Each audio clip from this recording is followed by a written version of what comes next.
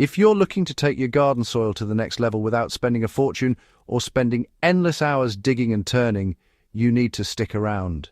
Today, I'm sharing a technique straight from Amish gardening wisdom. Simple, low effort, and unbelievably effective. By the end of this video, you'll know exactly how to turn something as ordinary as cardboard into a powerhouse for soil fertility with the help of earthworms. Before we dive in, make sure to subscribe to the Evergreen Garden channel and drop a comment with your experiences. I want to hear how this works in your garden. Most gardeners underestimate the magic happening beneath the surface. Earthworms are nature's soil engineers, and cardboard is one of their favorite foods. When you layer cardboard in your garden, it does two key things. It smothers weeds and creates the perfect environment for worms to thrive. Worms will tunnel through the cardboard, turning it into rich, crumbly humus that's packed with nutrients. Unlike chemical fertilizers that can disrupt the soil ecosystem, this method works with nature. It's a living system where the cardboard slowly decomposes and the worms convert it into a form of food your plants will literally eat up. The beauty of this approach is that it's forgiving. You don't have to worry about precise timing or complicated steps. Just a layer of cardboard, a bit of moisture, and some patience will have your soil teeming with life in a matter of weeks. This is why Amish gardeners swear by it. They understand that building soil is a marathon, not a sprint. Not all cardboard is created equal. You want to avoid glossy, heavily inked or plastic-coated boxes. Stick to plain brown corrugated cardboard, the kind that comes in moving boxes or appliance packaging. Tear or cut the cardboard into manageable sheets and make sure to remove any tape or labels. Overlap the pieces slightly to avoid gaps and wet them down with water before laying them on the soil. Moisture is critical here. Damp cardboard is easier for worms to move through, and it accelerates decomposition. In terms of quantity, start with a single 1/4 to 1/2 inch layer for smaller beds or go up to 1 inch for larger areas where weed suppression is your priority.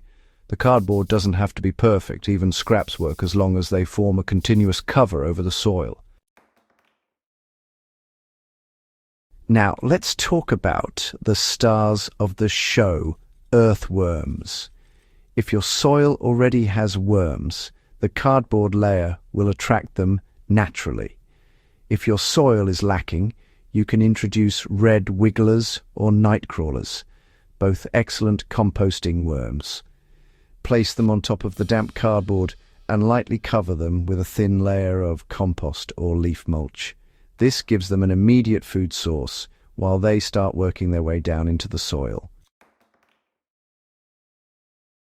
Amish gardeners often use a ratio of roughly 1 pound of worms per 10 square feet of garden. For smaller beds, a few dozen red wigglers can make a noticeable difference in just a few weeks. Remember, worms reproduce quickly under ideal conditions, so a little investment goes a long way. Once the cardboard is laid and the worms are active, the real magic begins. The worms will burrow down, pulling bits of cardboard with them and mixing it with soil and compost. Over time, this creates a deep, rich layer of humus that retains moisture, improves aeration, and supports beneficial microbial life. Think of it as a slow-release soil conditioner that keeps on giving year after year. Depending on your climate and soil type, the cardboard can start breaking down in as little as 6 weeks. But in colder or drier areas, it may take a few months. During this period, keep the cardboard damp and occasionally sprinkle compost or kitchen scraps on top to maintain worm activity. This is where even small additions of organic matter make a huge difference in building fertility. Planting into a cardboard and worm setup is easier than you might think. Simply dig small holes through the cardboard where you want your plants. Drop in your seedlings or seeds and water thoroughly. The worms will naturally create channels for roots to follow, making it easier for plants to access nutrients and moisture. Over time, the cardboard disappears, leaving behind soil that's crumbly, rich, and incredibly productive. For larger scale beds, you might want to, layer compost over the cardboard before planting. A 1 to 2 inch layer of compost, especially when mixed with a bit of worm activity, gives an extra boost for heavy feeding crops like tomatoes, squash, or even corn. Many gardeners find that actually yields increase noticeably in the first season after introducing this system, and that's really due to the improved soil structure and nutrient cycling. The key to success here is, honestly, maintenance without overthinking things. Keep your layers damp but not waterlogged, and add organic matter every now and then to keep the worms well fed. Try to avoid pesticides or chemical fertilizers, as those can really harm the soil ecosystem. Watch how worms behave. If they're congregating at the surface, it often means they're hungry or the soil is too dry. Just feed them some scraps, cover with mulch, and let nature do the rest. Over time, your soil will become self-sustaining, requiring less intervention while, producing better yields. Another trick Amish gardeners use is succession layering. After one growing season, you simply lay a fresh layer of cardboard over the old, partially decomposed layer. This keeps the soil constantly regenerating, and you gradually build a deep, fertile bed without ever needing to till. What makes this system so appealing is its simplicity. You don't need fancy tools, expensive amendments, or, backbreaking labor.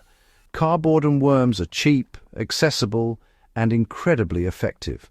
Once you understand the rhythm, layer, moisten, feed, wait, you're set for a self-reinforcing cycle of soil fertility. Gardens built this way tend to retain moisture longer, resist compaction, and support a thriving ecosystem of microbes, fungi, and beneficial insects. If you've been struggling with poor soil, heavy clay, or stubborn weeds, this method can transform your garden in just a few months. It's a strategy that works for small backyard plots, raised beds, and even larger market gardens. The best part is that it gets better with time, creating a foundation that produces rich harvests for years to come. So, if you're ready to turn ordinary cardboard into extraordinary garden soil, give this method a try. Don't forget to subscribe to the Evergreen Garden channel for more practical, high-yield gardening tips, and drop a comment sharing your own experiences with worms or cardboard in your garden. Share this with fellow gardeners so they can see just how easy and powerful this Amish-inspired soil fertility blueprint can be.